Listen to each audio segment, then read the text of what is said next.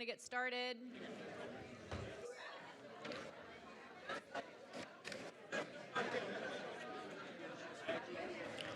Good afternoon. I'm going to call our City Council work session to order. Welcome. It is 2:22, and I will turn it over to Jay Chapa. Good afternoon, everyone. Too bad that we're inside. It's beautiful outside. Has been the last couple of days. We have no upcoming and recent events to announce, but do have some organizational updates and employee recognition. And to start, I'd like to call up the Honorable Kelly Hancock, Acting Texas Comptroller of Public Accounts, to make a presentation. Yes, thank you very much. I appreciate the opportunity to be here. Beautiful building, by the way. Welcome. We're glad you're here. Yeah, great to see each one of you. As you may or may not know, the state of Texas has the STARS program, which is in regards to transparency. We promote transparency in school districts and city in order to develop trust with citizens. We think trust starts with transparency when it comes to government, and City of Fort Worth is to be commended for that. You have 4 stars already that we've recognized you for. I just found out your staff has submitted the 6th star, which is the final one on economic development. So that's not here today. This one's on contracts and procurements. And so I did want to come because it allowed me to sleep in my own bed at night. Because I am from Fort Worth, which is always a good reason to come back home and doing that. And just recognize the great work that you've done on providing that transparency, and your finance team's done, providing that transparency in all areas of government. And I do believe as citizens look, as they get involved in government, they want access with it. And technology allows us to have access to this information. And Fort Worth is really one of the leading cities. As you know, Mayor, there are 12 large cities in the state of Texas. Look, not all of them are pursuing this the way y'all have. And I think that's commendable for Tarrant County, for the city of Fort Worth, and all the citizens to recognize that their elected officials are willing to prioritize getting information out to the public in all aspects of what they do. The school district's involved in that as well, and continue to work with them. But we just wanted to stop by, commend you for your efforts, and let the citizenry know that this city council, the mayor, finance team, this information's available. And there's nothing being hidden here, and it's being transparent, and it's being honest with them when it comes to pensions and everything else, the financial positions that the city of Fort Worth is in. So I thank you for leading on this. We do want to bring recognition to it because our office leads in that area, effort as well, and we want to encourage it all across the state. And so thank you. Thank you very much. Thank you, Kelly. We appreciate you. I think the recognition really does go to our staff. Reggie and your team, if you'd like to accept the award from Comptroller Hancock. And importantly, those for you don't know, Kelly has served almost 20 years in the Texas legislature. And I think you're going to find yourself a little more free time with your beautiful wife, Robin. Congrats to her, I think.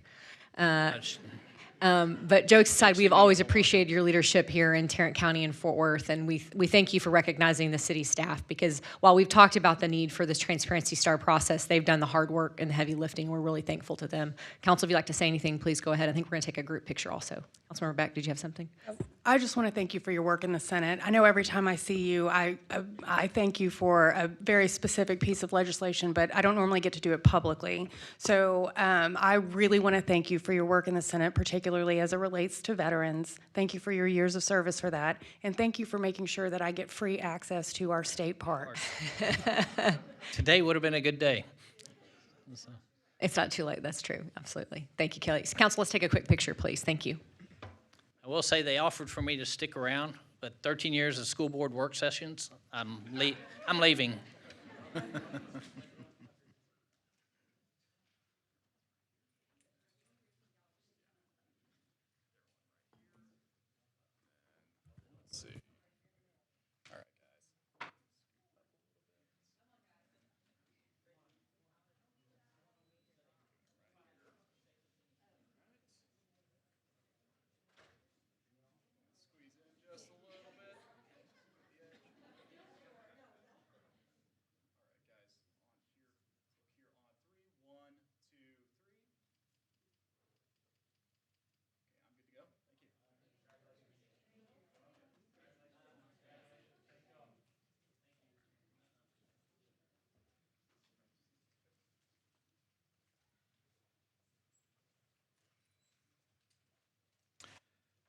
Mayor, I'll continue. Up next, we've got Casey Thomas, Director of the Neighborhood Services Department, to come up to recognize them for National Community Development Week. Hello, good afternoon. I'm Casey Thomas, Director of the Neighborhood Services Department, and I thank you for this opportunity to talk about NCD Week. I'm actually going to turn it over to Allison Villasano, who's our NCD Week coordinator this year. But first, I just wanted to say that the grant programs that we're going to be covering today provide a lot of great programs and services. And the reason we talk about NCD Week is to keep that work going. Just last week, and also with the proposed FY26 federal budget, there were proposed eliminations to the grant funding, but it's through the training and it's through the advocacy of programs like NCD Week that we were able to ensure that that funding was preserved for the current fiscal year.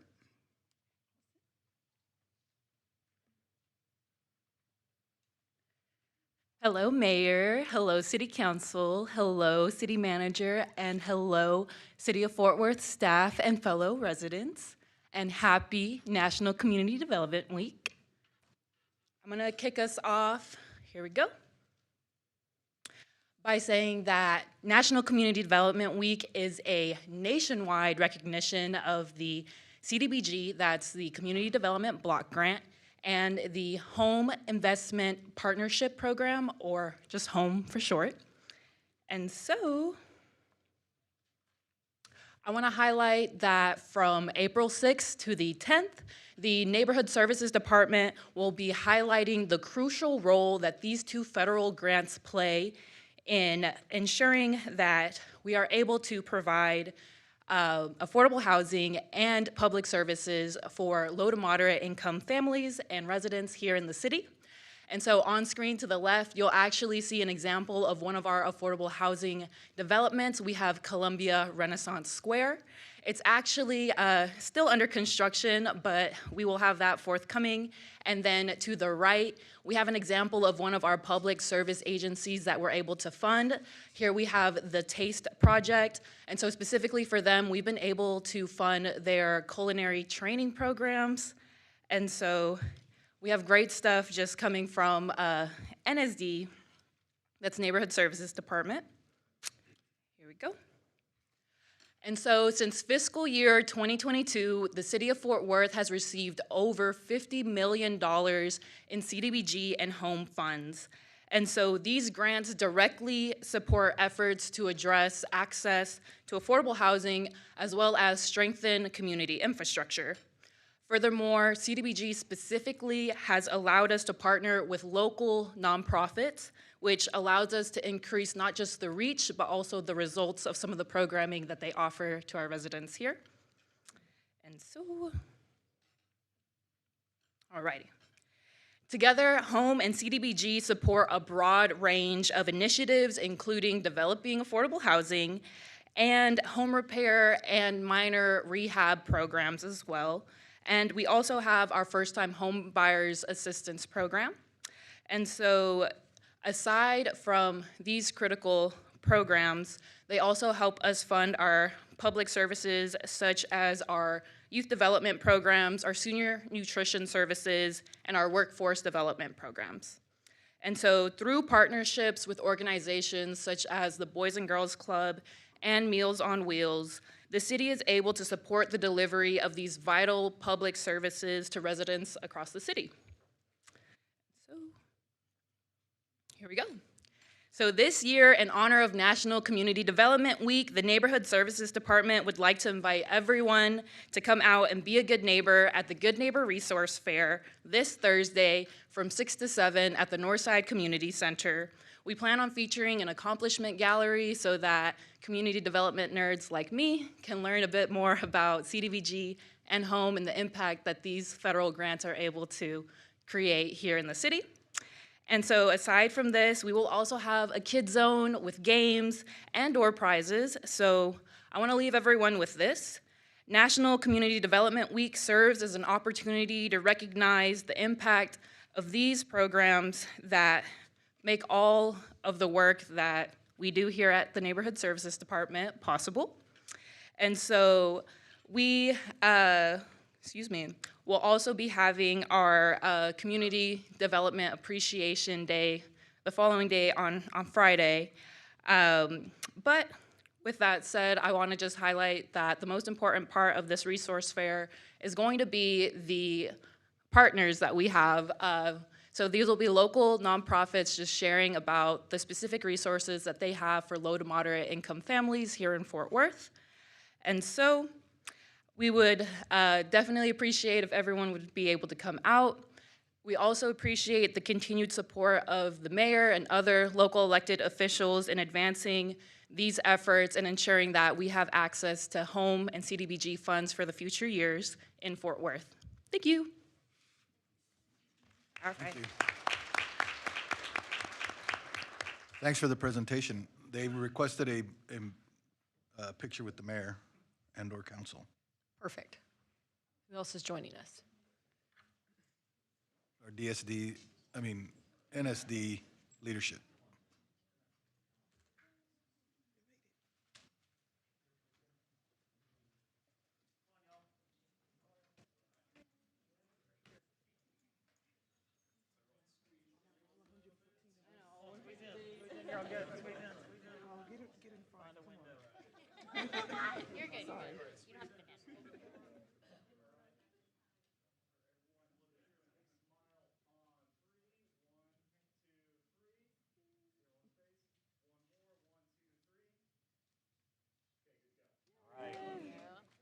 Good job, way to go. Great job today. Appreciate your presentation.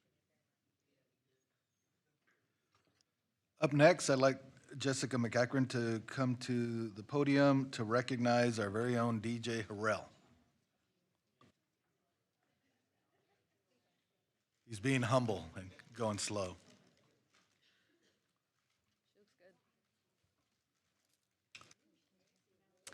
So Development Services has been on a roll over these last few months. You remember recently we recognized the department for fastest permitting, and then at the last work session we recognized Don Guy, who received the Real Estate Council Excellence Award. And today it is my honor to also present DJ Harrell, who received a national recognition recently. By the National Forum for Black Public Administrators, DJ received the 2026 Jacqueline L. Whitman Distinguished Service Award. This is a very prestigious award that recognizes public administrators who exemplify excellence in leadership and service to others, who demonstrate a proven ability to build meaningful collaboration, communication, and cooperation across communities and organizations.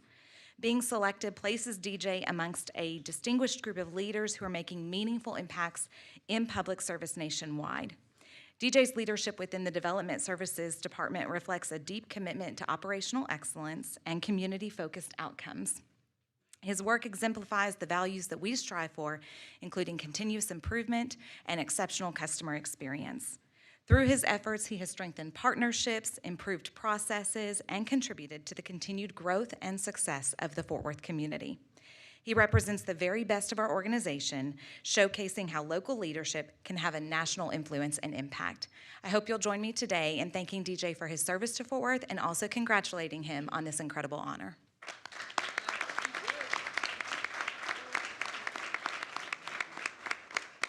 Good afternoon, Mayor, Council, City Manager Chapa, and thank you, ACM McEachran, for this recognition.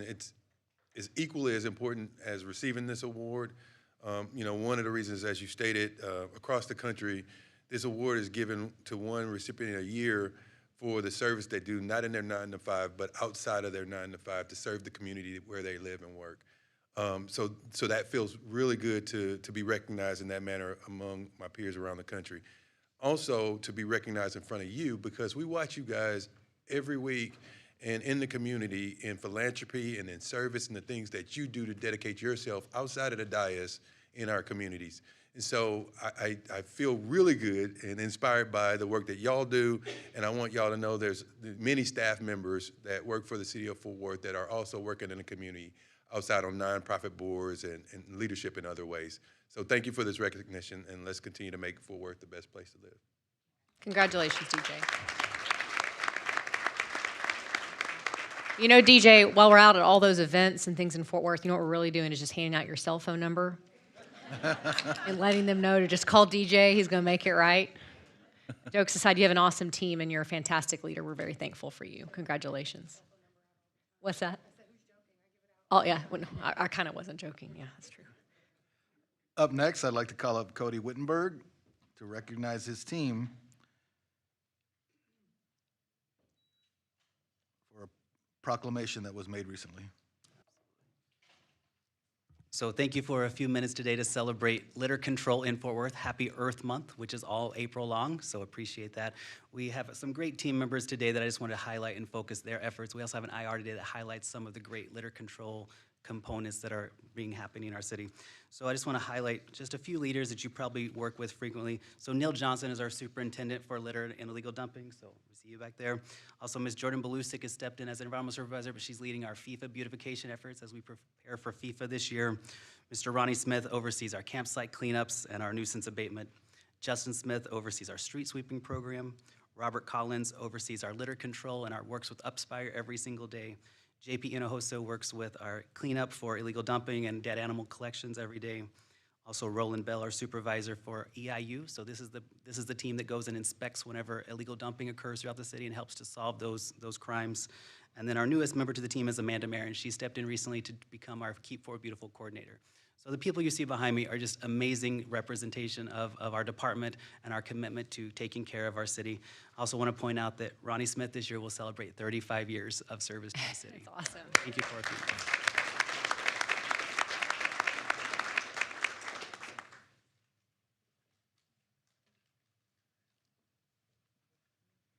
Ronnie, you're not going to give a speech? Not today. Thank you, Cody. All right, jumping into informal reports. First report is 26046, 0046, cardiac arrest survival reporting and improvement opportunities. Dr. Jarvis is here to answer any questions. Dr. Jarvis, I don't have questions. I just thought it might be helpful to the audience and anyone listening to have you briefly go over the IR and opportunities there. Thank you for being here. Well, thank you, Mayor, Council. Thank you all for the opportunity to talk about cardiac arrest. So you probably know this, but it's worth repeating. Cardiac arrest is one of the most critical events that we respond to. The men and women in our dispatch center and our fire department, on our engines and ambulances, respond to about 1,100 to 1,200 cardiac arrests a year here in Fort Worth. That is about 100 a month, and to put that into perspective, somewhere between 2 and 4 cardiac arrests a day occur in this city. So we have the opportunity to make a tremendous difference in the lives of our citizens when we coordinate the efforts of a well-trained EMS system and a well-trained public.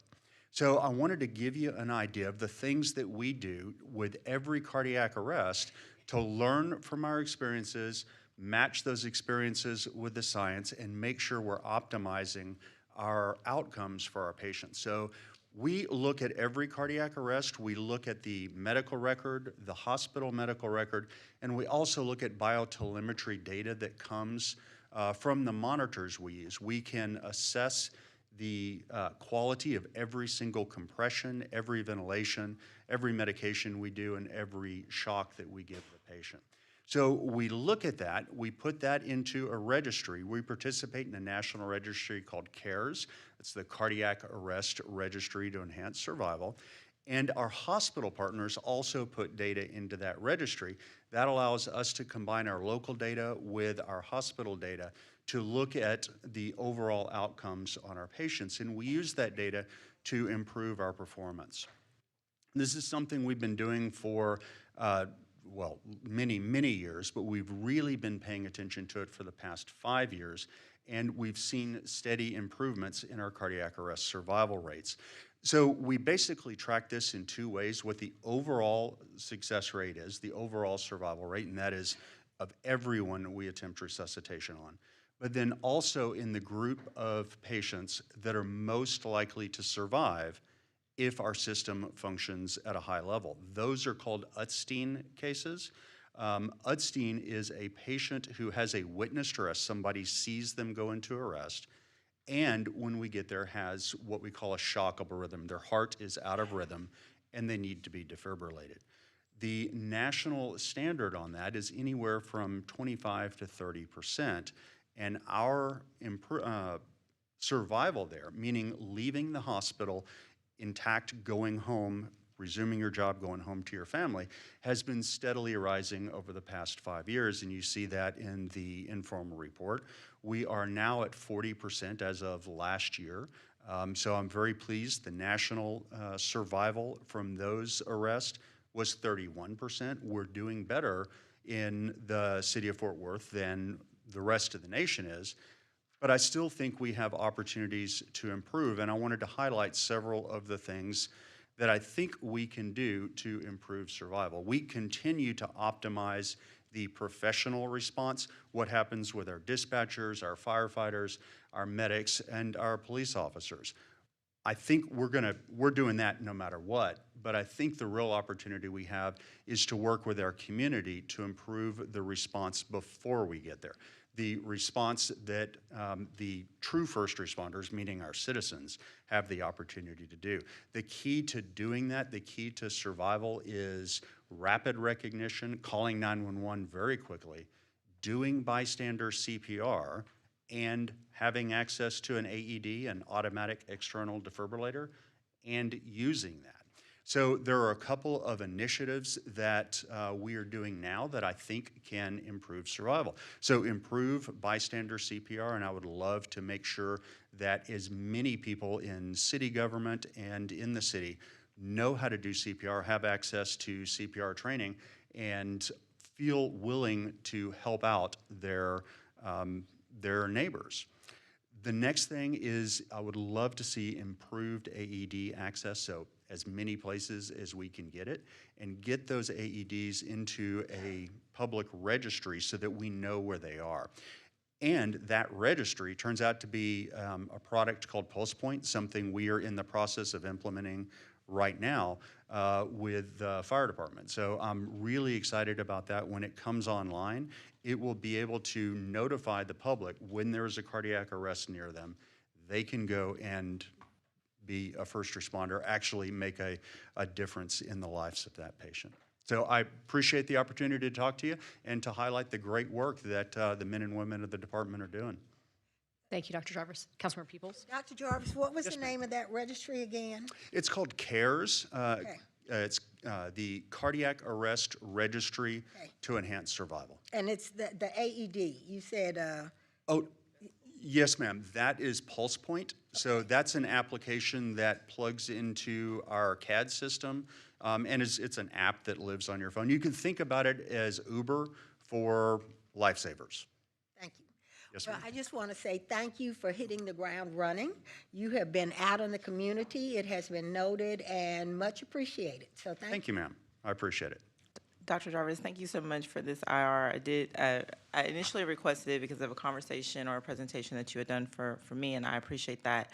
I know that you cited in this IR like Seattle, cities like Seattle that are having good AED availability and CPR response. What are the strategies to increase our residents' knowledge of CPR, if you would? I mean, how do we do that on a scale in a city as large as ours?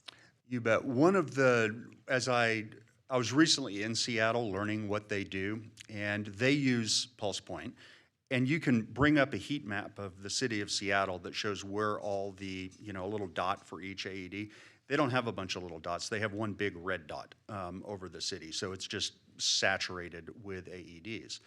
We have quite a few AEDs in the city of Fort Worth, but I think we can get a lot more. We still have a lot of dots. I would like to see one large dot all over the place. So I think the opportunities are to help increase the amount of CPR training we do, both to our own employees in the city, but also to the community, and work with our partners. For example, the American Heart Association has an initiative called Nation of Lifesavers, and they are trying to focus on improving community CPR as well as access to AEDs. And my last question, with the AEDs, when you are increasing their availability, is that just trying to like also encourage the private sector to have them available as well, not just private sector? Yeah, the good news for Public me is sector, sorry. it doesn't matter to me who buys the AED.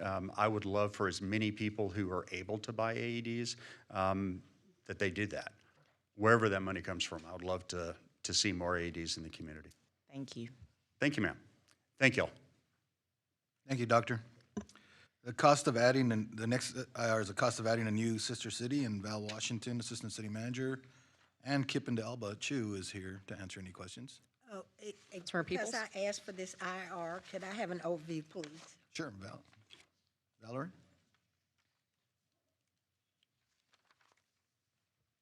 Thank you, and Councilmember Peoples, we'd love to provide a brief overview, and I'm here with Kippen, who is the Executive Director for Sister Cities. And we had talked, I believe, maybe even during last budget cycle, just about what it would potentially even look like to have conversations about adding a new sister city. So Kippen and I have spent some time together along with the Fort Worth Lab, just trying to provide a basic structure of what those expenses would look like. It's about a 2 or 3 year period to add on a new sister city. We've broken it down in the IR by year 1, year 2, and then ongoing expenses. A lot of the early expenses in year 1 and year 2 are tied to travel to the sister cities, and just a lot of delegation and back and forth, and Kippen can talk more about some of those details. And I also want to share that the Sister Cities Board has convened, and if the city is going to consider these conversations as we look at, future budget years, they do have some recommendations on 2 cities that they would like for us to consider. Yes. Councilmember Hill? Hi, Kippen. I have a couple questions. Something in the IR, they're largely limited to elected officials, referring back to the France sister cities. What can we do, in your opinion, to get more people and take it out, just having it just elected officials attend the sister cities trips? But how do we get more of the population to participate in the sister cities program so we can validate the investment we're making in it? So what we want to do is get the word out more in the Fort Worth ISD. So we really want more applications from high school students, and this is where we're trying to push. We want to have one person, one teacher in each school called a Global Academic Fellow who actually helps to promote the programs for us. And we're also we have an endowment at the North Texas Community Foundation to provide scholarships. It's still small, but it is growing. It's close to 250,000. Once we hit over 250,000, we can start to give out more scholarships. Do you know how many scholarships you have right now? Right now, we are giving this year 30,000 in scholarships to students. Great, thank you. Councilmember Nettles? Val, have we talked with Mr. Thompson to try to work with getting schools involved? No, we haven't, because we've really been in just kind of the initial, what does this look like and what are the costs, and making sure we had good structure and definition around that. But I think those would be some of the next steps that we reference in the IR, that the Sister Cities organization would spend time as well doing outreach and fundraising and working with community partners. I would think working with our economic development department and, other city departments that may have connections in other industries to maybe spark interest and involvement. Yeah, I think getting him involved with that because he's a very good advocate for the schools. Yeah, that's a great idea.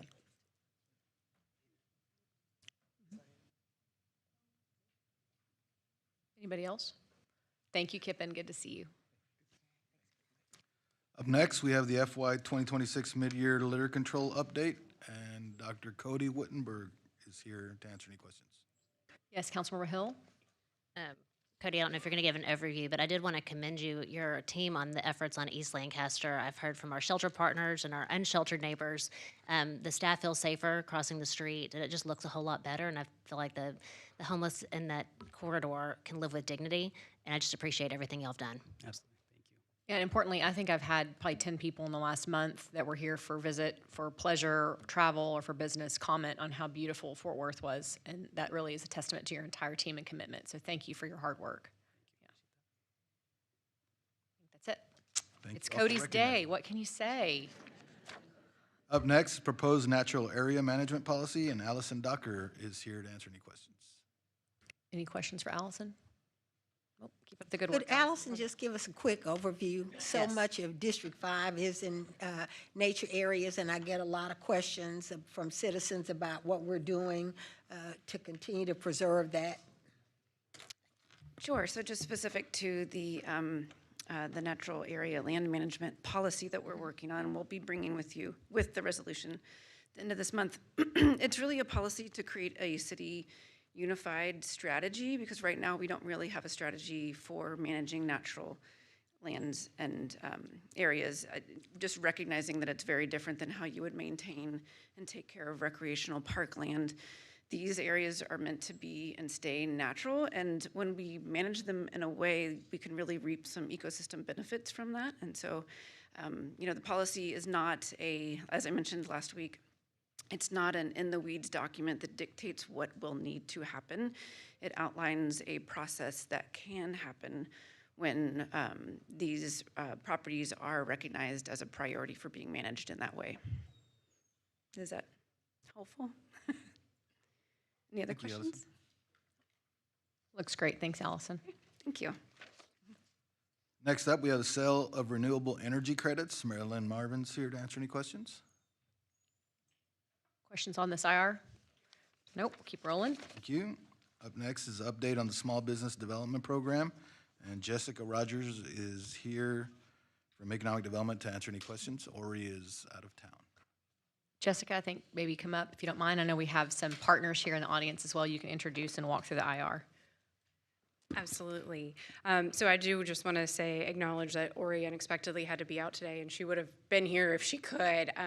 Just acknowledge her and her team and the tremendous amount of work I hope that we conveyed in the IR that the small business team within the city and our partners outside have been doing over the past 6 months.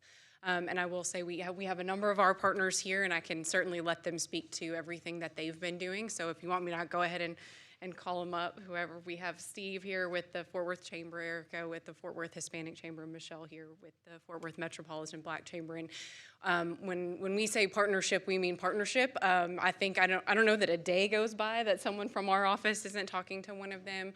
But we've outlined in the IR a number of programs that have been undertaken. We've kind of themed these first few months as capacity building and foundational elements for the Small Business Development Program, and putting a lot of things in place to bring awareness to the program and the changes, and get businesses prepared for entering into city contracts and bids. We've also entered into contracts with the North Central Texas Regional Certification Agency, and we had 85 businesses successfully go through that expedited certification process, which I actually think the number ended up a little more. The timing of the IR was a little bit before the deadline for when that closed, so I think we ended up closer to 90, which was excellent. There's a lot of demand for businesses going through that certification. And then lastly, I'll kind of highlight that our team has really been ramping up communications about the program. So I hope you've noticed a lot of our social media, a lot of our communications from economic development. We've been trying to promote a lot of the programs that we have going on as much as we can to really focus on getting attendance at the Business Assistance Center, getting attendance at our chamber and partner programs, and we've had a lot of success with that. So with that, I'm happy to answer any specific questions, or again, turn it over to the team that's been doing a tremendous amount of work. Thank you, Jessica.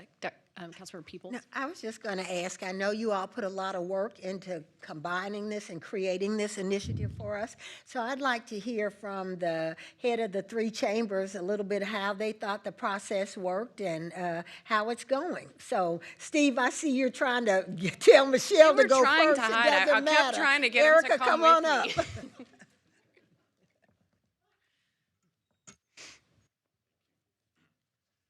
Mayor, esteemed council members, Mr. Blaylock.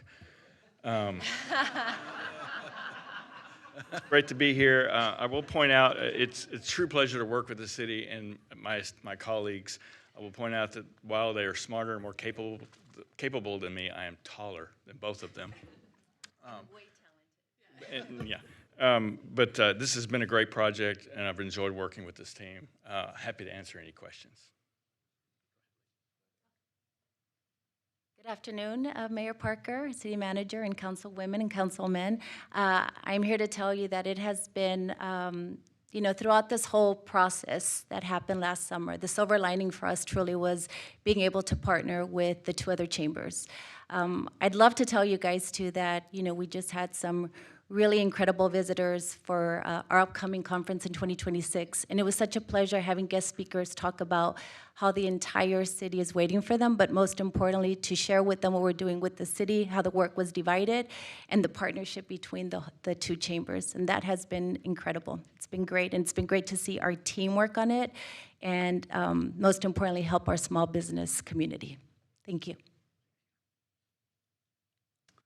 Good afternoon, Mayor and Council and City Manager Chapa. I'm so excited to be before you. I have to tell you that when we started this process and when you guys sent us out with the mandate to go forward and make sure our small businesses were really growing and developing in the city, it was a little scary because we're in uncharted water. That is, no one's really done this under this mandate. And I'm happy to say that the last 6 months have been incredible. A lot of learning curve, but I want you to know that the pieces are in place for us to be extremely successful.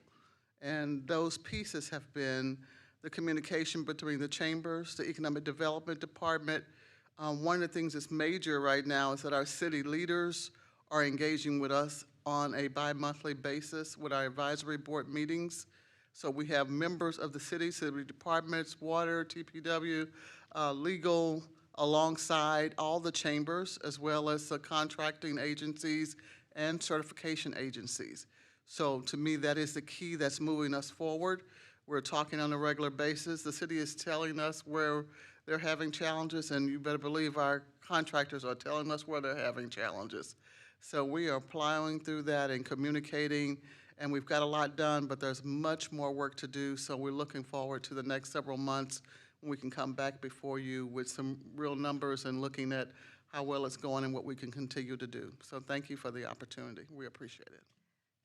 So the only thing that I would ask, are you comfortable? We arrived at a funding amount, and so are you all finding that that's enough for each of the chambers? Okay, I'm going to confer with my partners. Do we have enough? No. I know what Steve answered to that.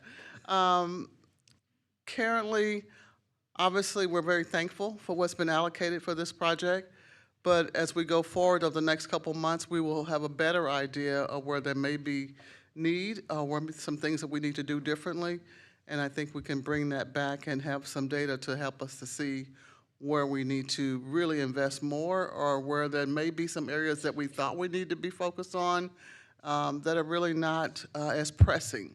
And so again, we're in uncharted waters, so we're trying to work through that, look at the data, hear from everyone, and see what the results are, and that'll give us the idea of what we need.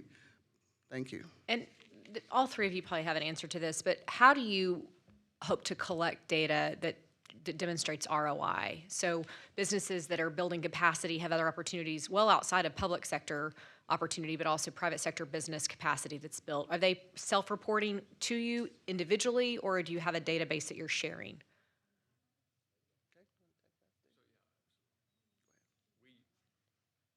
We use our CRM, and we sometimes have to proactively reach out to them, ask them about the connectivity that may occur, or what contracts they obtain or win. So we do use a data tool for that. Okay. And we will be happy to share that. Okay. Thank you. To answer the question, as long as we have fidelity to the current scope, we can do the work. Yes.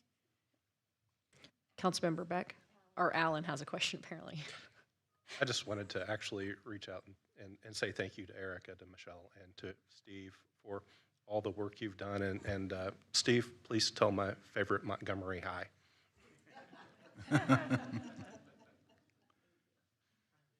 Councilmember Nettles. And no, wait. I'm sorry. We're waiting for a response. Yes, sir, I will. Okay. I know this is the IR, and I know we had asked for an update within the 6 months about also drafting together a policy where it supports the small businesses that's different from what we had in the original agreement that we voted down in the summer. I know we're about 2 months from the summer, so do we know when we're gonna have that? Or are we still working on that as the different chambers are working together? A policy, can you explain that again? I don't recall a policy related. Well, with the DEI, diverse inclusion, we had the percentage amount that different contractors had to meet when it comes to contracts within the city or. Right. So currently, the council did adopt a policy, it's 30%. For the small businesses. For the small businesses, yes. Okay, and then have we received a presentation on that? Yes. Well, the council adopted the policy back in the fall. That's So what we've we're been. working with purchasing right now and going through all of the actual specific purchasing data. And so it wasn't included in this IR. This was more of the programmatic elements, but we are working on that. To bring it back, To if we bring have it to make any changes. So we wanted some time to understand how well that's working or not working. Yeah, so I think my real question is what the data looks like since we done implemented that policy and what has happened with our, because I think it's gonna be important with the chambers. I think the chambers were allocated different missions or things to do within the city of Fort Worth. So I think I would like to see more of a data of what has taken place with the new procedure. It's one thing, and I appreciate all the work that's going on. It's one thing to hear about what's happening, but to actually see it on paper, how it is affecting our communities to make sure that those who may have lost opportunity still have opportunity in the city of Fort Worth. Yes, sir, we are working on that. I think the timeline, we were going to come back in June, once we had that data. Okay. The council with the update on the actual numbers, and then he suggested changes regarding to that. And we're still, I think, on track to meet that date. Councilor Martinez. Jay, I was wondering if within the RFP process or application, if to collect data, are we asking if they have received any type of assistance through any of the various chambers of commerce?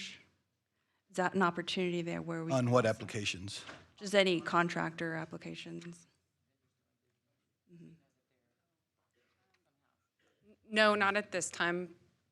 We don't ask if they went through a specific city program, but on our next IR, we may be able to touch on it. I guess to add to that too, Jay, is the certification process. I think we was gonna work on doing a certification within the city of Fort Worth. Well, we've contracted that with the North Texas Central Regional Certification Agency for this programs, for these the small business program for Fort Worth businesses that are part of our overall policy. So we have that contract in place. Okay. Any other questions from council? Nope. Thank you very much for coming. We do have an additional IR related, somewhat related. This is an update on the small contractor development program, which is specifically tied to construction contractors, if there's any questions. Nope. Thanks, Jessica. And that's all our informal reports. Okay. Our first presentation is on illegal gunfire educational campaign. I believe Dr. Syed is going to lead conversation alongside Chief Eddie Garcia.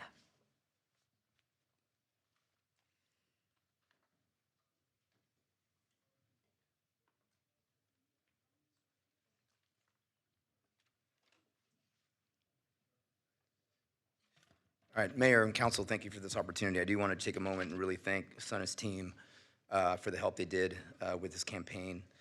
It's actually just very nice to see the teamwork that we have here collectively. A lot of things that I'll talk about in these first few slides you've heard many, many times before we get down to the meat and potatoes. But first and foremost, you know, the background, just to showing that the department is taking up quite a bit of action, is that between 2024 and 2025, there's almost a 30% increase in actually arrests that were related to illegal gunfire. We know that stray bullets incidents spike around 4th of July, New Year's Eve, major sporting events, but quite frankly, this is a year-round issue. There's probably not a council or a community meeting that I go to that I don't hear about this issue. And obviously, with the officer-involved shooting that we just got into recently, which was related into this realm, it's something that obviously it's year-round. When we look at specific events like 4th of July, the department is actually currently proactively working on a citywide campaign as it relates to illegal gunfire and/or fireworks as well, and we'll be rolling that out soon also. When we talk about the top age groups for this area, usually it's around 16 to 23 years old from the arrests that we're making. But generally speaking, I will tell you anecdotally and speaking to community members as well in neighborhoods that also it ranges to obviously individuals that are much older than this as well. And although, you know, we do concentrate on hotspots, we can't emphasize enough that this is a citywide effort. Obviously, the hotspots are important, but regardless, every victim is important to us. So regardless if an area is a hotspot, one shooting could be too many if someone gets injured. So this is a citywide campaign. You know what are our objectives? Our objectives are to reduce stray bullet incidents by increasing community understanding of the risks and consequences of reckless gun use. You know, we truly want to convey that we as a police department and as a city take this seriously. We do not, and I made these comments in the press conference after the officer-involved shooting, that we do not see this as celebratory. We see it as a potential and/or violent crime, and that my officers have to deal with it decisively and with caution. And that, again, I implored our community to not put themselves or my officers in the same situation that we were just in a couple of weeks ago. We want to reassure residents and community members that the city has taken action to put a stop to stray bullet incidents and that we will not tolerate illegal gun violence. And we want to establish a culture of safety, community intolerance, and active engagement regarding illegal gunfire in our city. Our overall approach is we want to be firm, a very firm tone. Again, going back to the point that we don't see this as celebratory or fun or time to play around, that we take this very, very seriously because lives are at stake, that it is a crime and can be a very serious crime. We want to be empathetic towards victims and the families, and we want this to be community-centered, and the main focus in Protect and Serve. I will tell you our biggest partners in this fight is our community and our community members and our neighborhoods that have asked and plead for us to do more in this area, and we agree that we do need to do more.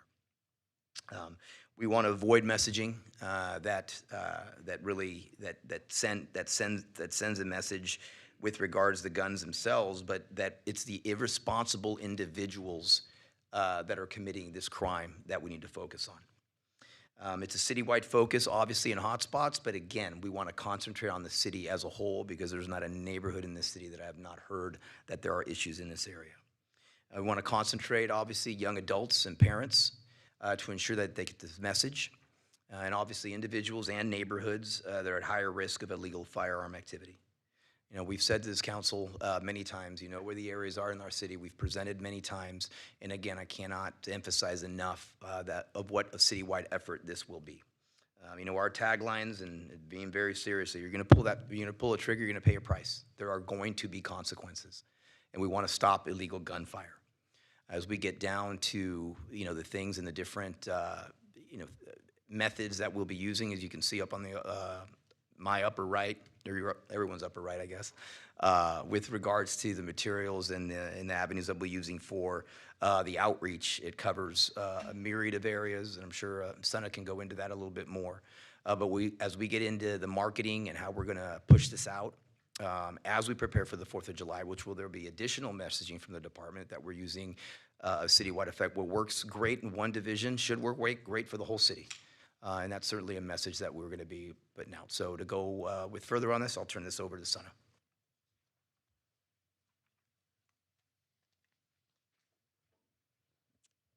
All right, well, I will jump into the key messaging and kind of the creative that we've come up with for this campaign.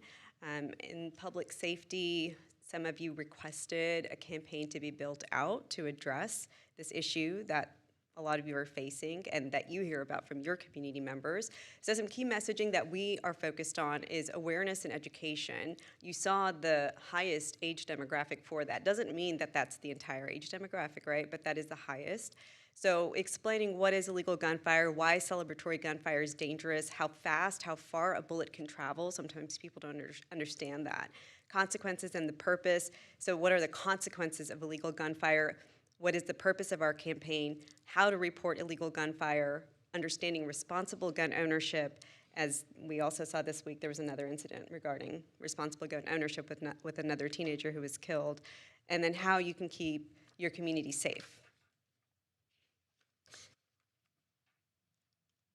All right, So we do see spikes around holidays, and if we have holiday-specific outreach, we would like to do targeted messaging 2 to 3 weeks before 4th of July, New Year's Eve, and major sporting events. World Cup is coming up. As you know, we have a number of games that are headed our way, and this is something that tends to bring celebratory gunfire with it.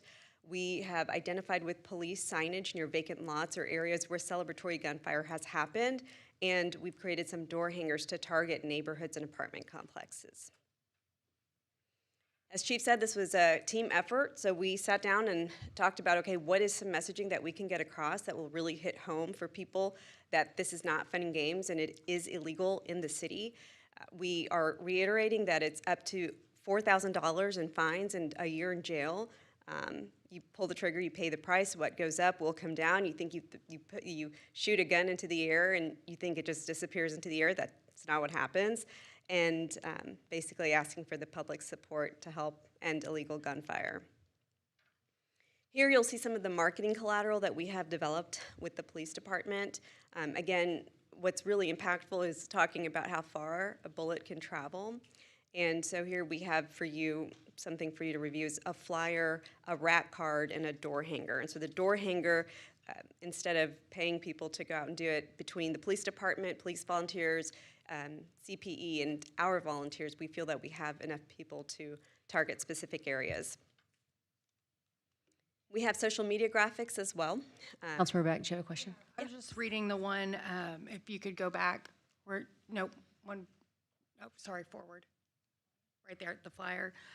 When it starts off with shooting a gun within the city limits is illegal except in specific situations allowed by law, but we don't mention later in that flyer what's allowed by law, and it'd be my preference that, I mean, obviously everything's allowed if it's allowed by law, but not giving, it almost feels like a little soft, right? Like it's illegal except for, I mean, common sense would say except for, so I don't want to give them any reason to think that there's a reason, you know, I want the first thing they think is to be no, not do I have an exception? Right. Because people will, if they're anything like me, right, they're going to read that and then they're going to start looking for those exceptions, right? When can I fire that weapon? Okay. Yeah, fair. Thank you so much.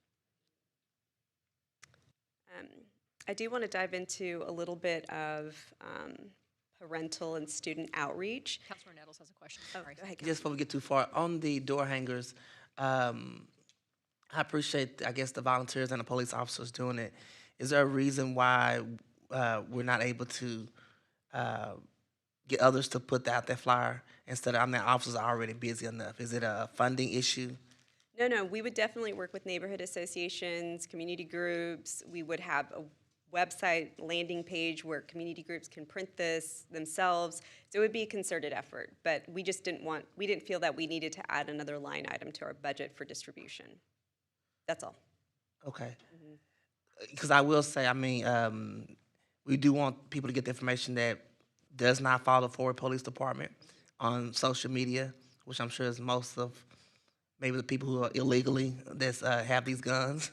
So I want to make sure if there is a budget item line that we need to add, just to make sure we get the word out across the City of Fort Worth, especially in the high zones.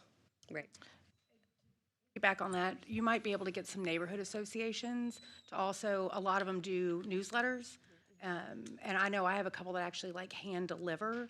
And so if you'll work with each council office to kind of figure out which neighborhood association, you know, let us help you get those into the newsletters. Absolutely. No, because I was going to say, my Carver Heights Neighborhood Association, they're going to have a meeting in June to talk about 4th of July.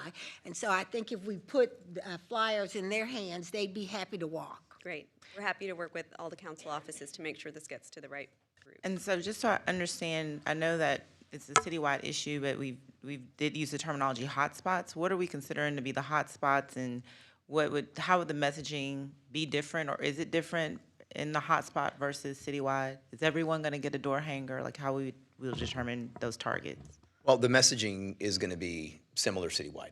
With regards when we look at hotspots in certain areas, if we have more calls for service, as an example, and more incidents of it occurring, again, not to oversimplify this, but there may be more material that needs to be in a certain neighborhood than there are in others. based on the calls that we get. But the messaging is going to be as loud as we can make it in every place. But there's going to be more concentrated efforts with regards to the messaging in certain areas, as we've discussed in certain areas in the city. But certainly, as I made mention before, again, you could have 20 incidents of illegal gunfire that don't end up with a victim, as one example. You may have one incident that happens in another part of our city that does end up with a victim. One victim is too many, which is why this is citywide. But concentrating efforts and making sure that not only that we're there and the visibility as well. As we have a hot spot, if there's a possibility, as particularly as we get to 4th of July, to look at historical data to see where these calls are happening, we may have more resources in those particular areas than we have at others, because we'd have to use data to really let us know where to put our resources. So that's what we mean about looking at hot spots and not ignoring the data that we've seen year in and year out, that there are certain areas that, particularly in the 4th of July and other areas, may cause us to have more staff there.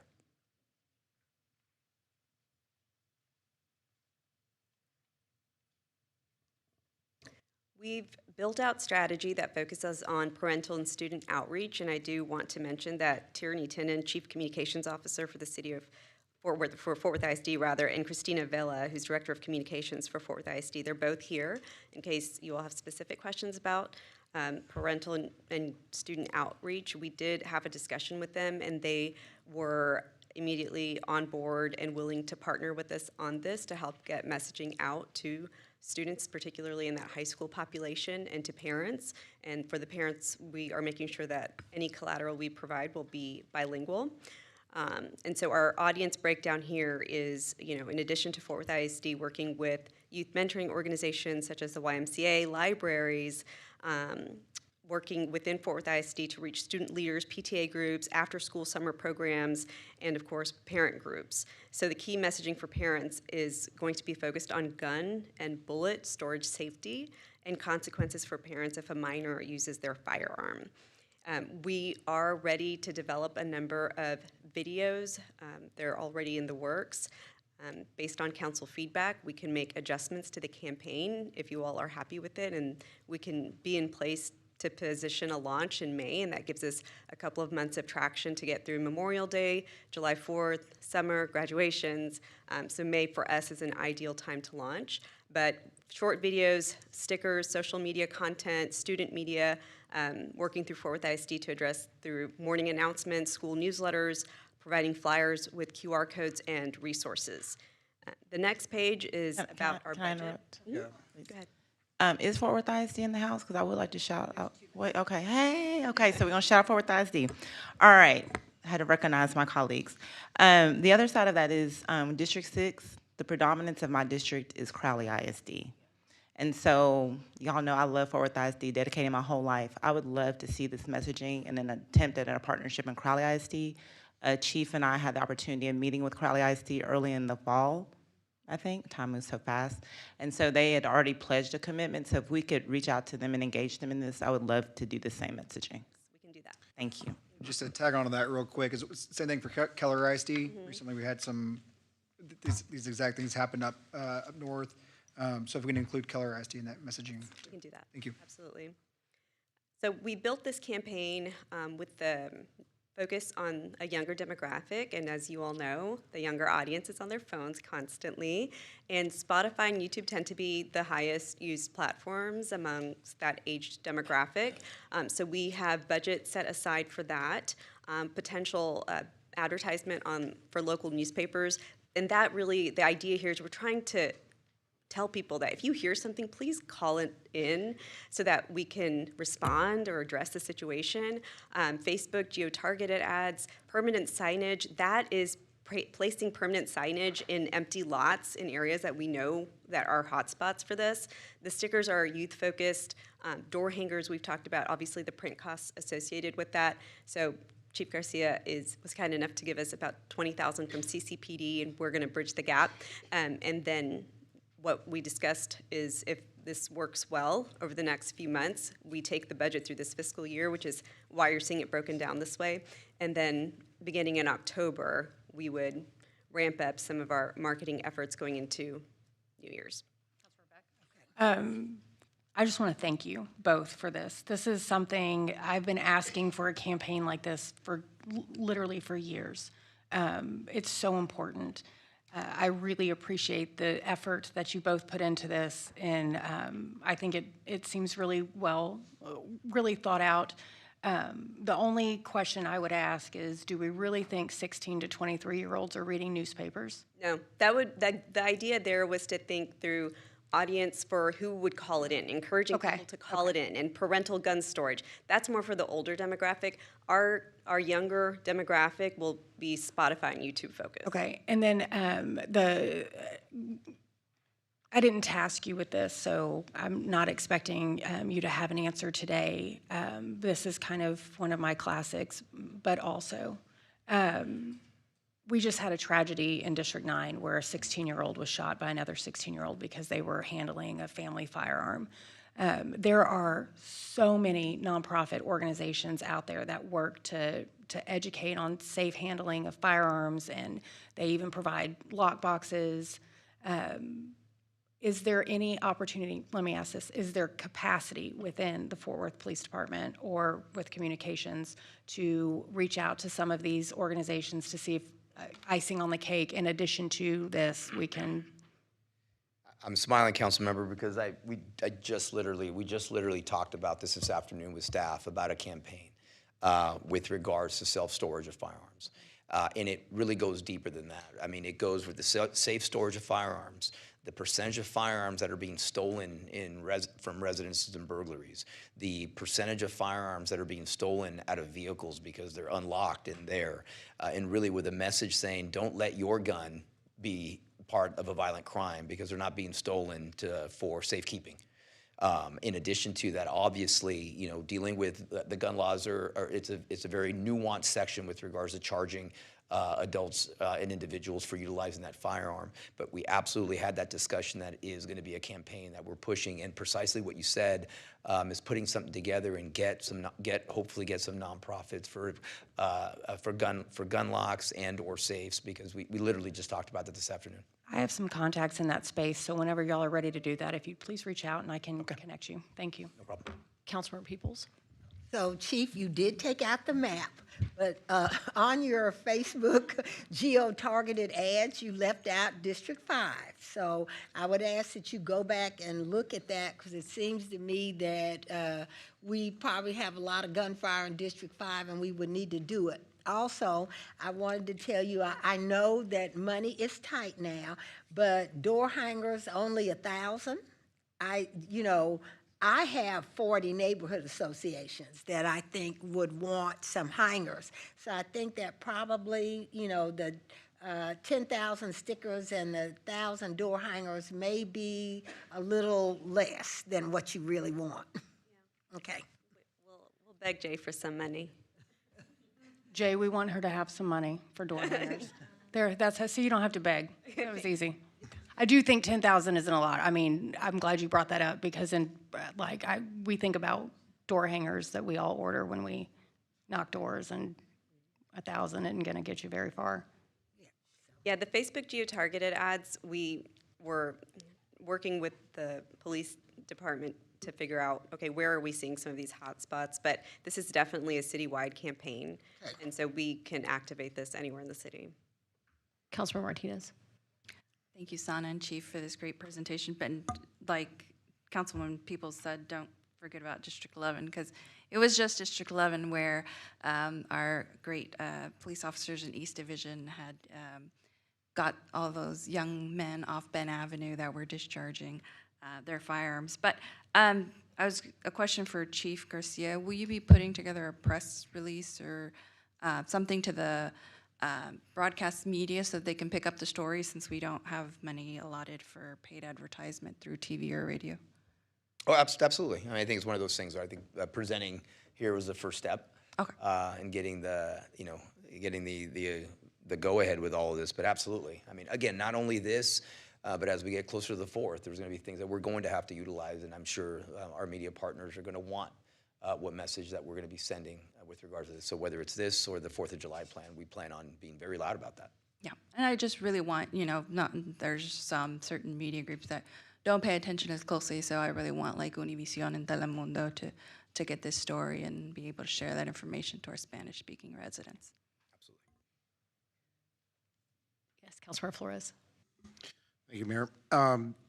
Chief and Suna, thank you for, presenting this information. I would say that, or ask rather, are you utilizing any of the information that was done and when worked on during the 1 Second Collaborative specific to youth-related gun violence? This is through the framework of United Way.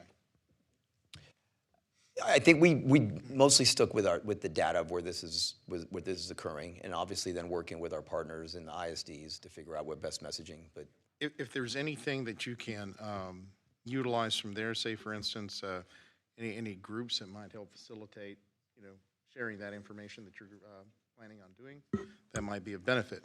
Then two other things, my council district, in addition to Fort Worth ISD, Castleberry ISD is present, and also Eagle Mountain Saginaw ISD. So please make sure you outreach them. I think we will say that, we'll say that if we have schools in the city of Fort Worth, we're going to be working with them. We'll just say that up front. One thing, Chief, as far as the campaign for the adults who we're encouraging to call these in, what's the messaging going to be for managing expectations as far as response times and call times? Because I know that's going to be a big one that we always hear or report it. I know a lot of times for us, the data is what we really need so we can find these areas. So that's really what we want to do. Like, we'd love to be able to respond in time, but there's a good chance we're not going to be able to get there in time and actually catch the individual. So is there going to be messaging there as like why we really need them to call it in? Well, we're prioritizing every call like we normally do. And obviously, we get the calls now with individuals that are calling these in. As an expert, we're going to get there as fast as we can, giving the resources that are available at that time. Right. I will say, although it turned into a crisis situation with the officer-involved shooting, as you may or may not know, there were calls coming in that neighborhood while the officers were getting on scene. So our residents are calling, in particular in those cases. And so it's a high priority call, and we'll deal with it as a high priority call.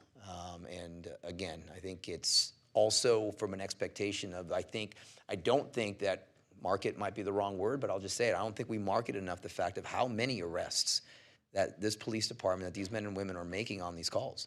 When we see almost a 30% increase in arrests that are making because of it, the tremendous work that was done in the council members district, there's great work being done. Unfortunately, we can't specifically get there at the current time that it's doing.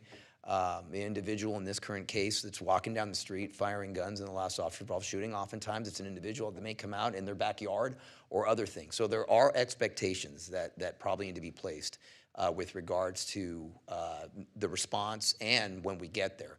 But we treat it as a high priority call.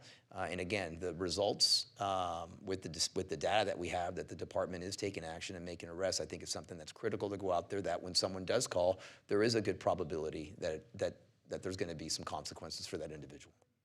Thank you, Chief. Are those arrests, when we get the crime report, where would those fall under? Because I know they're not their own category, but I think, and the reason I ask is because I know I get it. I am really actually shocked that we made any arrests on it, just because it seems like such a hard thing to police, right? So the fact that we're up by 30%, I think, is pretty significant.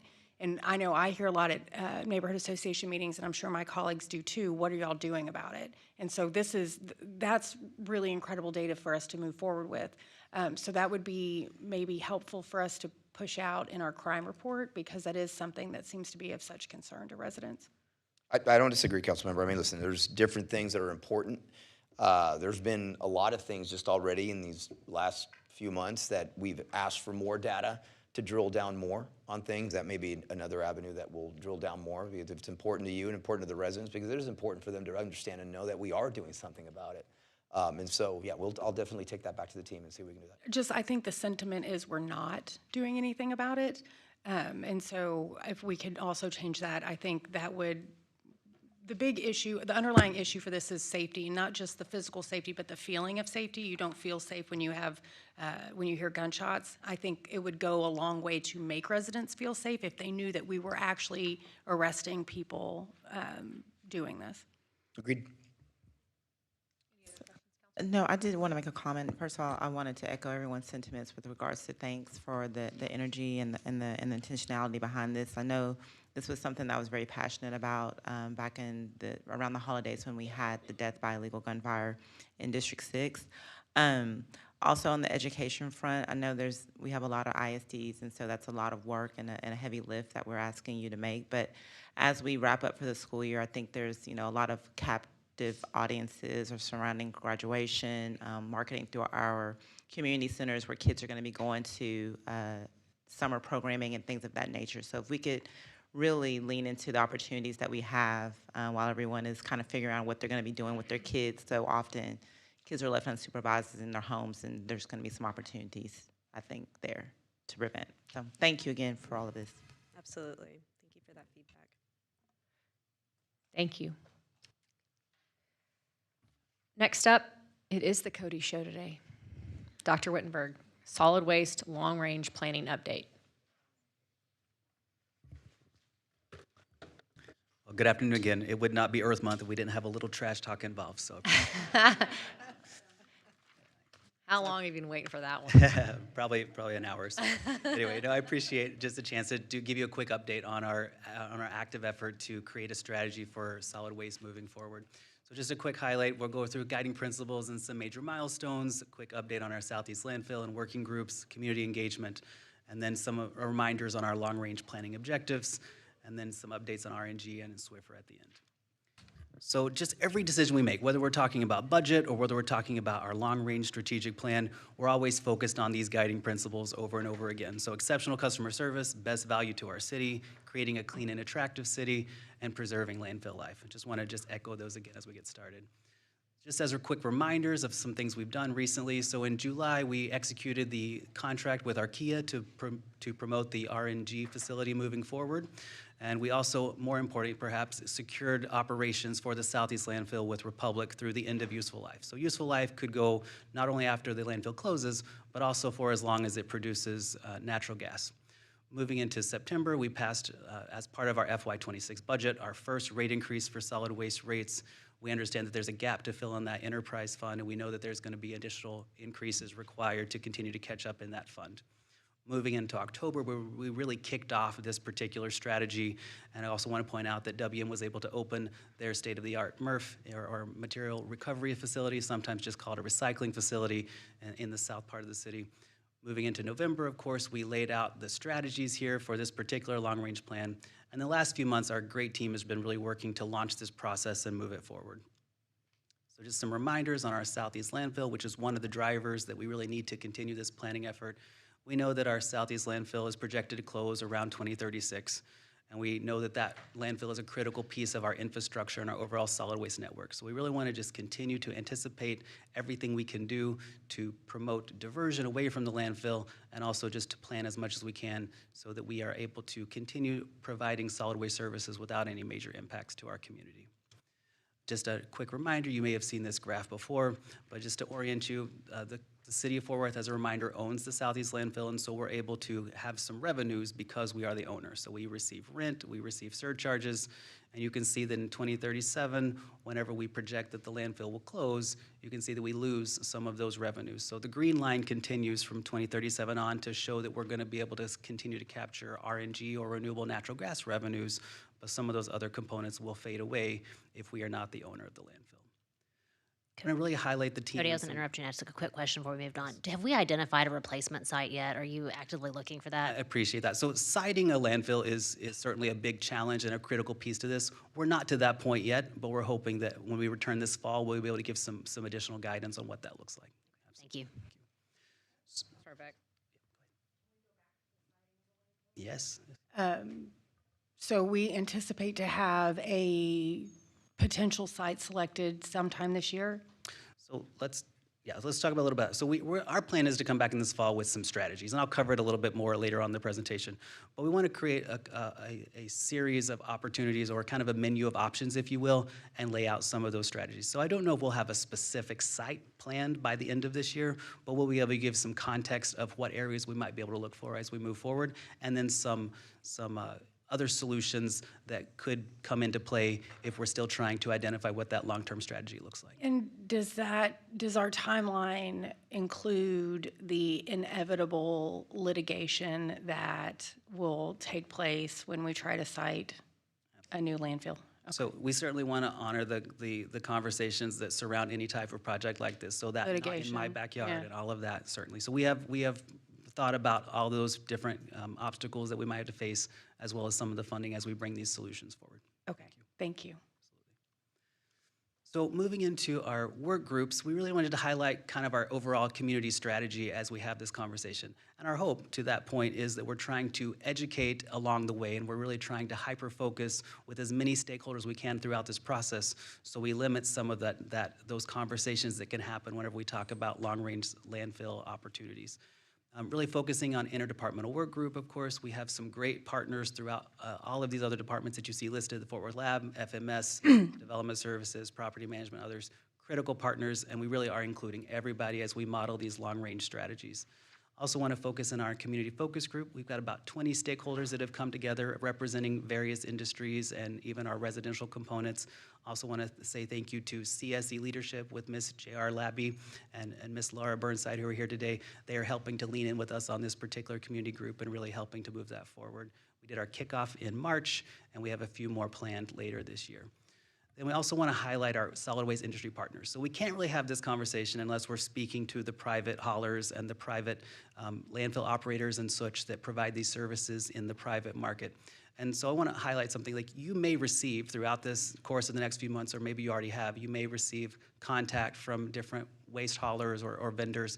And I would say, please, please, please reach out to us. We're happy to navigate that. As we move into this month, we're going to be setting up a call with, for example, WM and Republic and ITS and others, and we're going to be working with them to also gain their input for this long-range strategy. As we move forward, all of that feedback will be included in our overall summary of recommendations that come back later this fall. And then, of course, we can't discount the fact that this is not a Fort Worth-centric problem. This is a regional problem that we just have to face, not just in our community, but throughout the region. And so we are working with the North Central Texas Council of Governments. I want to highlight Sue Alvarez and others that are partnering with us through the COG as we move this forward.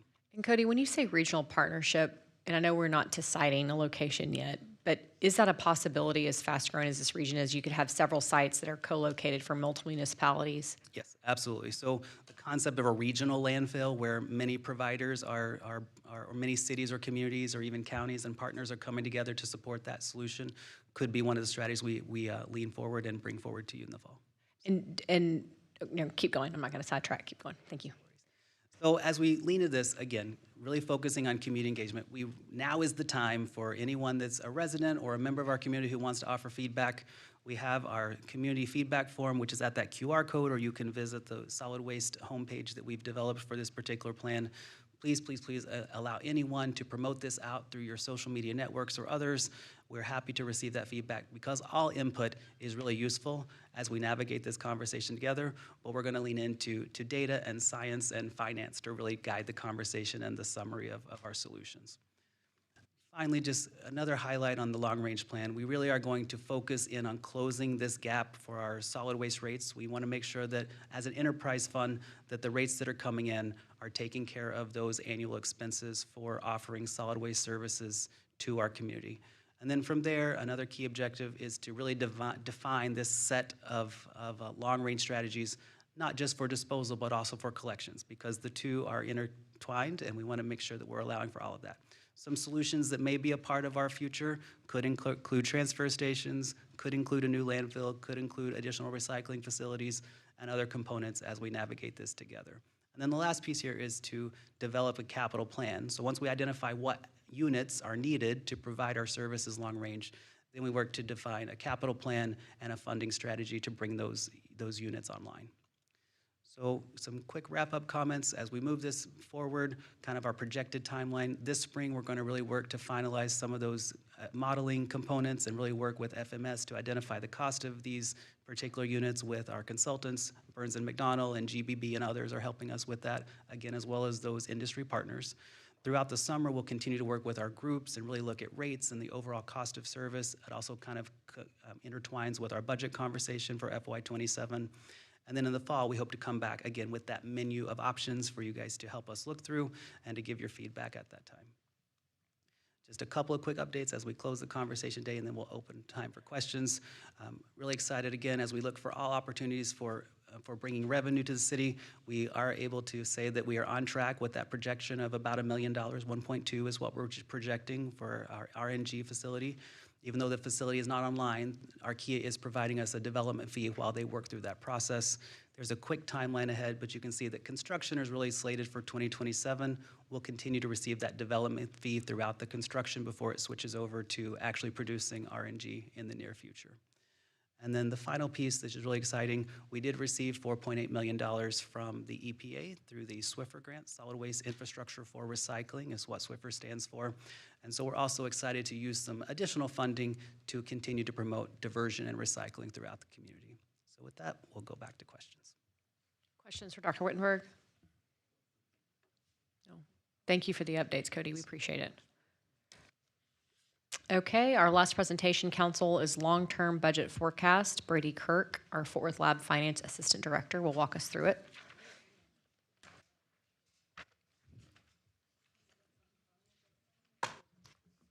Finance is fun, remember?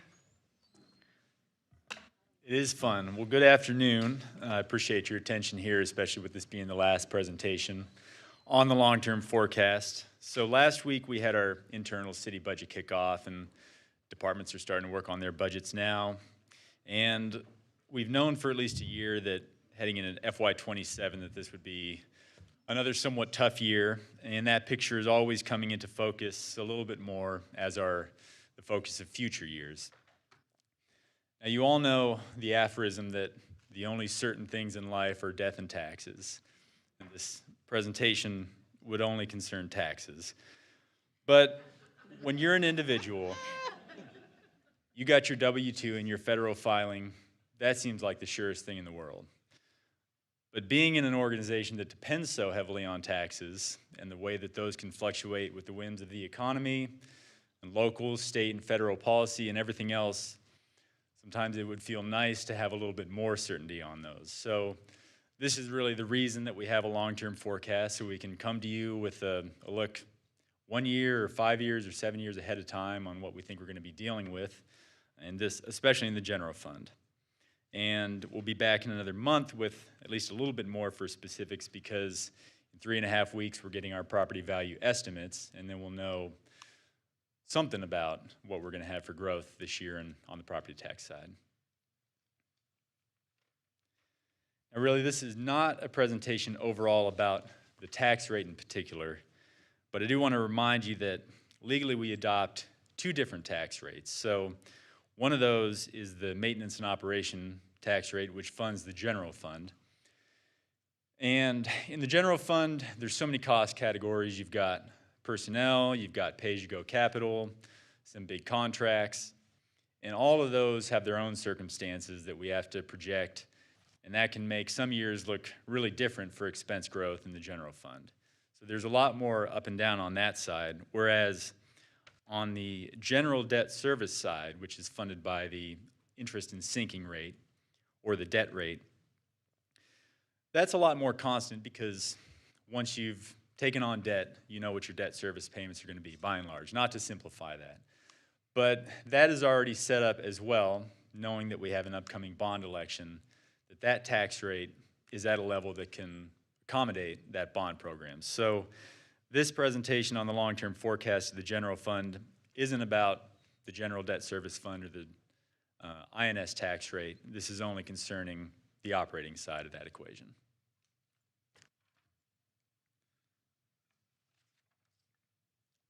Now, if you've been here for 2 or 3 council terms, this budget year and the last couple budget years are probably feeling a little bit different than some of those ones in the early 2020s. And I just want to look at the economic conditions that we're dealing with now versus what made some of those other years feel a little bit more abundant. So coming out of the COVID-19 pandemic and what was briefly a real financial crisis, I think everybody thought at that point that the economy was going to fare a lot worse. And there was a lot of federal stimulus to deal with that. So coming out of that, and when the lockdowns were done in 2021, people were in experiences and maybe in spending, kind of making up for lost time, and there were a lot of direct payments from the federal government. And even though inflation was really high, the combination of prices going up and federal stimulus that stopped the economy from slowing down in activity, that made spending just grow at a really fast rate. And that's why you saw sales tax in some years was going up by more than 10% from the previous year. And another part of that stimulus was that interest rates in about 1 or 2 weeks' time were brought from about what they are now all the way down to 0%. So having 0% interest rates in at least 3 different ways can really impact our property values. First one is because since a lot of people want to buy a home with a low interest rate and lock that in, that really increases demand, and that pushes house prices up. The next one is that since the cost of capital is low, that could cause people to be buying and flipping houses, and when they're doing that, part of it is that they're investing in the house and doing some new improvements. So they're really making the property itself better before it goes back on the market. And then finally, if you've owned a home for a long time, and that's grown at a rate to where the homestead cap can't catch up to that, there's a lot of value the taxing entities lose to that. But if you buy a new house, like a lot of people were doing when open market transactions were more common than they are now, that value goes all the way up to the market rate. So you would have less cap value in that period. So if you take all that and compare it to the second half of 2024 and now heading into another year of fiscal planning, we've got interest rates that had been as high as 5% recently, which is about a quarter century high or close to it. They're still about 3.5% to 3.75%. We've had less government spending, both because of the shutdowns, but also some spending cuts. Just other sources of national and global uncertainty. And then it says economic conditions, but it probably should say economic and policy conditions, because another big part of this is the TAD, or Tarrant Appraisal District Reappraisal Plan. And that every other year, starting now, we're not having reappraisals on residential property. So that makes our property values for a pretty big segment of our property base either not grow or grow at a lower rate, or grow when we do have appraisals at a more unpredictable rate. So before we actually show the forecast, we're going to look at some of the growth rates we're projecting for this year and future years. So for FY27, for most expenses, we're expecting those to go up 3 to 4%. And this is not really a budget or a guarantee at this point. I mean, this is the purpose of our annual budget process, to find out how much we're really going to need to fund operations. But we expect it to be at that level for costs on average, and then with some really large categories growing at a faster rate. So our EMS program and our health costs are a couple of examples of that. On the revenue side, on the other hand, we have the vast majority projected to grow at a lower rate than our expenses overall. So for this year, we're looking at right now 2.2% on property taxes, 2.1% on sales tax, and just 1% on the other tax category. And it's only a projection right now.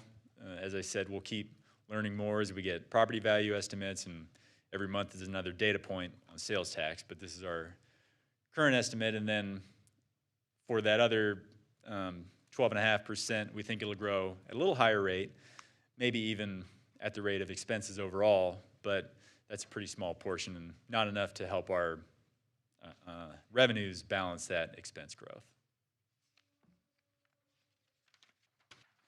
And then beyond FY27, this is what we're projecting for revenue growth in our main categories. So there's a couple things I would draw your attention to on the property tax side, with that being over half of all revenue in the general fund. So every other year, that's when we're not getting the reappraisals on residential property, and that's why we're projecting lower growth in those odd years. But in FY27, there's also a new business property exemption that takes us below that 3.5% that we would be forecasting otherwise. And then on the other tax category, that's about it's probably maybe 6% of the overall general fund, but that includes some old legacy accounts like phone lines, landlines that people pay franchise fees on that are just falling year over year. And so that's why category overall, even though some of the other ones might grow, at least at the rate of inflation, that those falling franchise fees on those legacy accounts causes that one only to grow at about 1%. And then we're not showing expenses every year, but they should be at about that same 3 to 4% rate annually. So this is our 7-year forecast for the general fund. So of course your eye is going to go straight to that amount for 2027, to where we're currently, just for the cost of our existing services, we're projecting a gap of about $49 million between what our expenses would be and our revenues would be. And that's, of course, if we didn't take any action to balance that. So when we come to you in August, like every year, the plan is to bring you a balanced budget. And that's why we have that second line on there for each year, which is the shortfall to a balanced budget. So you really have the best result of the whole thing in FY28. And that's saying that when we balance the budget in FY 2027, that we're expecting the picture would be about $10 million, $11 million revenues higher than expenses next year. So that's partly because we're going to get those reappraisals on all residential property for the first time in 3 years. But there is also a major business appraisal cap that's set to expire at the end of this year. So that expiration won't aid us in FY 2027, but as long as that's not renewed, it will aid us in FY 2028. And that says that commercial property overall, similar to the 10% homestead cap, that can't grow at more than 20%. So if that's allowed to expire, all those valuations will go up to their market value in FY 28. Can I ask a question? Yeah.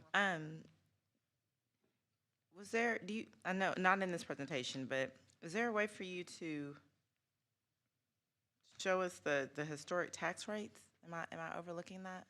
Like what the tax rates have been historically, so that we can look at that? Yeah, we could follow up maybe with a presentation, or we could just send that out, what the tax rate has been every year. Just send, that'd be great. Thank you. Sure. Now I want to remind you that this is the forecast of the cost of our current service levels. So this doesn't include new positions or new programs. It includes a few final operating impacts of our previous bond program coming online, but it doesn't include any operating impacts of our 2026 bond program. And when I say operating impacts, I mean if the bond has funded something like a new facility that needs utilities and positions to operate it, those are the operating impacts that will come onto the general fund after that is built and is opened. So those would be things that would probably not have much impact on the revenue side, but would increase expenses in future years. Does it include the fee increases, any fee increases? Well, this assumes for FY 2027 a really high-level estimate of what we might do with development fees, but those are not decided yet. They're still being discussed with the development community, and it's not projecting any other fee increases. Good, Mayor. Most of the fees are tied to enterprise funds, so they're not really so many in the general fund except for development services.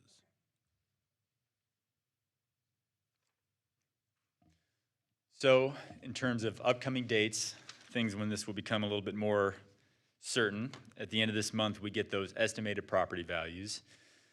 And that's not where the book opens and closes on property values for the new year, because there's protests to sort through and we're not sure how that process will go, especially for the second straight year of no reappraisals, but we'll know more than we do now at that point. And then this summer is when we have the FIFA World Cup, and any impact would be reflected in our current year financials, so that would not really change the 7-year outlook. And then in July 8th, we're going to get our last sales tax payment before we bring you the proposed budget for FY 27. I can't believe I left off what should be included on here. It's almost like a second birthday for me. That's July 25th when we get the certified values. I really can't believe I forgot to put that on there. And then at the end of this year, Brady. you spend enough time thinking about it, you start to look forward to it. It's perverse. At the end of this year, then, that's when that, it's not an exemption, but you could call it an exemption for commercial property is going to expire. You're going to be our star witness during legislative session, Brady. I know. We're going to love you. Thank you. If this didn't seem like good news, I should remind you that DJ got that award and that Brian has got the live release rate so high. So remember that I told you that, please.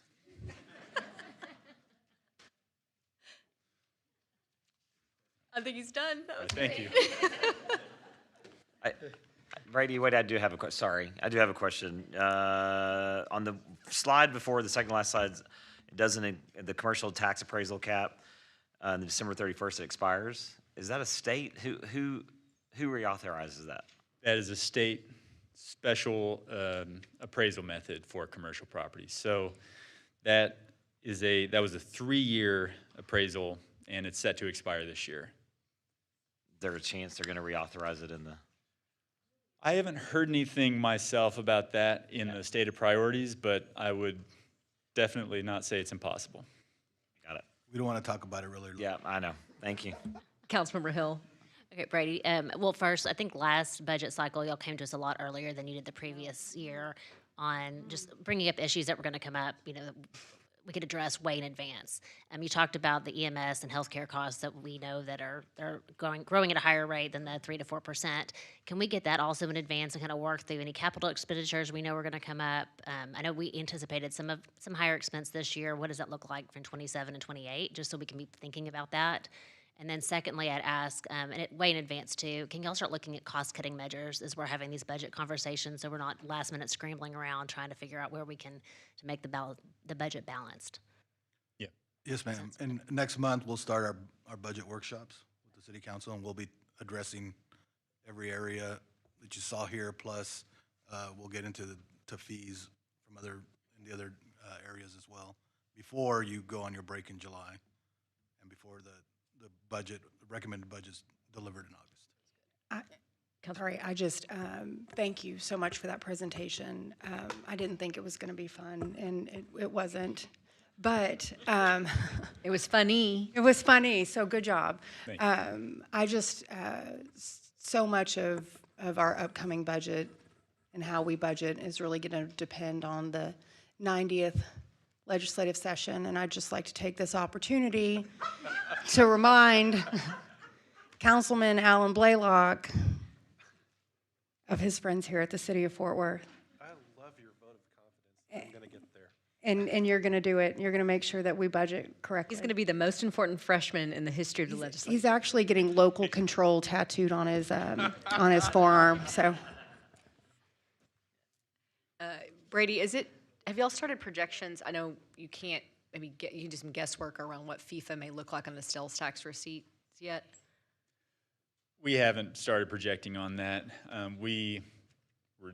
About all we can do is cross our fingers, I think. I mean, there's so many unknowns with the games not being here.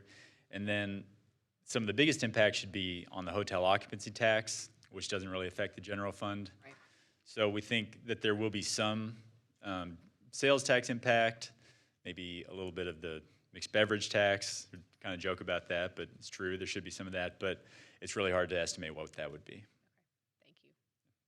Mayor, if you recall, we didn't include a FIFA bump in this year's budget. We did that purposely because we didn't know what it was going to look like. And if you saw last week, COG lowered the amount of visitors to about half of what their original estimate was, like 2.5 down to 1.2. And then beyond that, all of FIFA has released all the hotel rooms because the teams that were potentially going to come here chose not to. Only 2 teams came. So there will be less of an impact than a lot of us thought was going to happen, but we should have some kind of bump. Any other questions for Brady, Council? Nope. Thank you for the presentation. Thank you. Council, that's the last of our official reports. Are there future agenda items or requests from Council for management? Councilman Peoples would like a new budget. Noted. more money. Anyone else? Yeah, I have one. Councilmember Nettles? I saw that the U.S. Attorney Office, North District of Texas, projected the project Safety Neighborhood expansion to South Side District 8 and downtown. Can we get like an IR to see what that looks like and how it affects our police department? Noted. Anyone else? Nope. With that, meeting is adjourned.